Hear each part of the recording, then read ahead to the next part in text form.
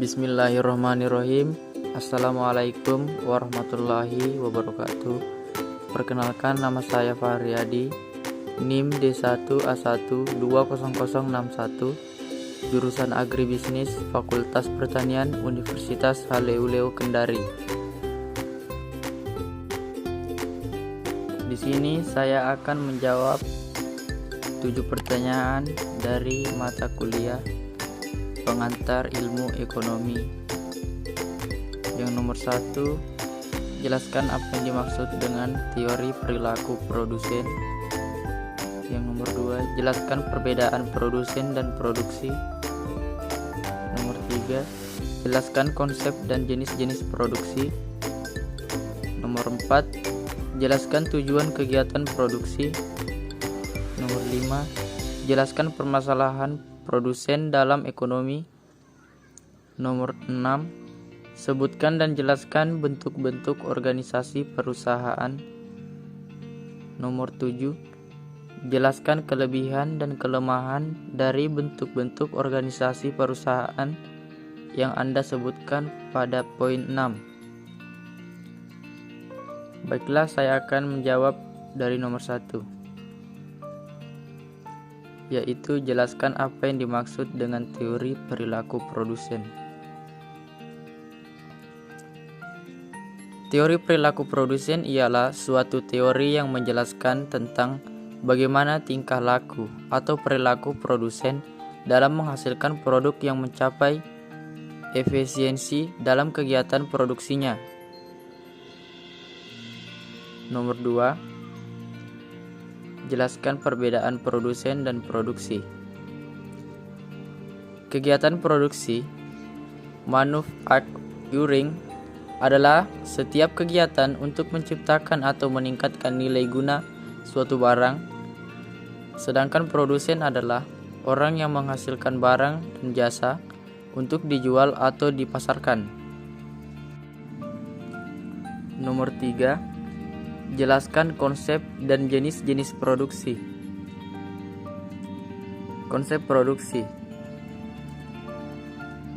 Konsep produksi atau production concept adalah filosofi pemasaran yang menganut pendapat bahwa konsumen akan menyukai produk yang tersedia secara luas dan murah. Mereka berasumsi bahwa konsumen terutama tertarik pada ketersediaan produk dan harga rendah.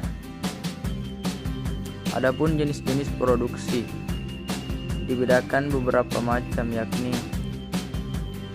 produksi ekstraktif. Produksi ekstraktif adalah jenis produksi di mana elemen dari di dalamnya terdapat kegiatan menggali, mengumpulkan serta mengambil semua benda yang dapat digunakan, di mana sumbernya berasal dari alam, misalnya seperti memancing di laut, pertambangan, dan sebagainya. Yang kedua, industrial production. Produksi industri adalah jenis produksi yang menggunakan dan juga mengolah bahan baku lain yang dapat digunakan sebagai barang siap pakai atau jenis produk setengah jadi yang dapat digunakan untuk berbagai keperluan.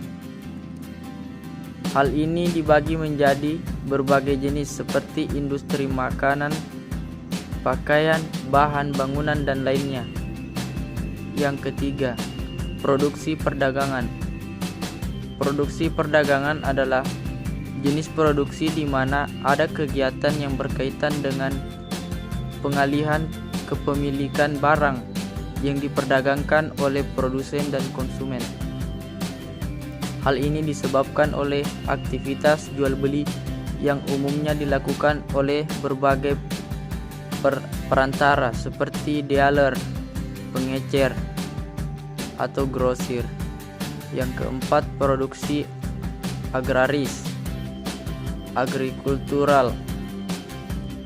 Production ini adalah jenis produksi yang mana kegiatannya bertujuan untuk menggunakan tanah dan juga memproses sumber daya alam untuk menghasilkan barang jadi atau juga barang berguna seperti ternak, pertanian, perikanan, dan perkebunan.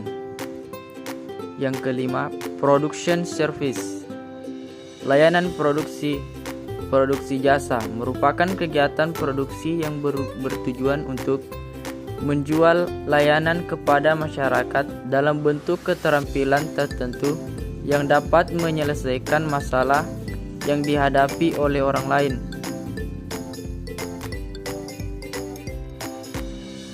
Oke, kita lanjut pertanyaan dari nomor 4, yaitu jelaskan tujuan kegiatan produksi. Tujuan produksi antara lain sebagai berikut. Yang pertama, untuk memenuhi kebutuhan konsumen. Yang kedua, berupaya untuk memperoleh keuntungan yang sebesar-besarnya. Menghasilkan barang setengah jadi guna memenuhi kebutuhan produksi selanjutnya. Meningkatkan produksi nasional dalam rangka meningkatkan kemakmuran rakyat. Memacu tumbuhnya usaha produksi lain sehingga dapat menyerang pengangguran. Meningkatkan pendapatan masyarakat atau pendapatan negara. Dan yang terakhir, memproduksi barang-barang ekspor berarti meningkatkan sumber devisa negara. Selanjutnya nomor 5. Pertanyaannya yaitu jelaskan permasalahan produsen dalam ekonomi. Masalah pokok adalah masalah kelangkaan atau kekurangan sebagai akibat dari ketidakseimbangan antar kebutuhan masyarakat yang relatif tidak terbatas dengan faktor-faktor produksi yang tersedia dalam masyarakat yang relatif teratas. Kegiatan ekonomi dalam suatu masyarakat modern meliputi berbagai jenis kegiatan produksi, konsumsi, dan perdagangan. Selanjutnya nomor 6. Pertanyaannya yaitu sebutkan dan jelaskan bentuk-bentuk organisasi perusahaan. Contohnya yaitu perusahaan perkongsian atau firma. Berbeda dengan perusahaan perseorangan, organisasi perusahaan ini dimiliki oleh beberapa orang.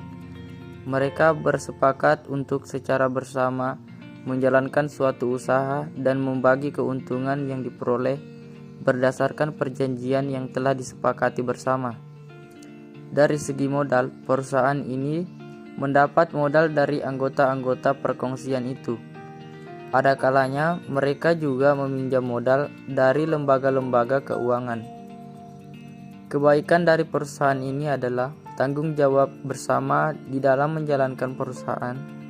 Setiap anggota juga mempunyai tugas untuk menjalankan dan mengembangkan perusahaan yang mereka dirikan. Selanjutnya nomor 7. Pertanyaannya yaitu jelaskan kelebihan dan kelemahan dari bentuk-bentuk organisasi perusahaan yang Anda sebutkan pada poin 6. Jadi, kebaikan dari perusahaan ini adalah tanggung jawab bersama di dalam menjalankan perusahaan. Rugi atau laba perusahaan adalah tanggung jawab para sekutu yang biasanya diperhitungkan menurut perbandingan modal. Adapun kelemahannya yaitu dari segi jumlah produksi dan hasil penjualan kurang banyak dan juga tidak terorganisir.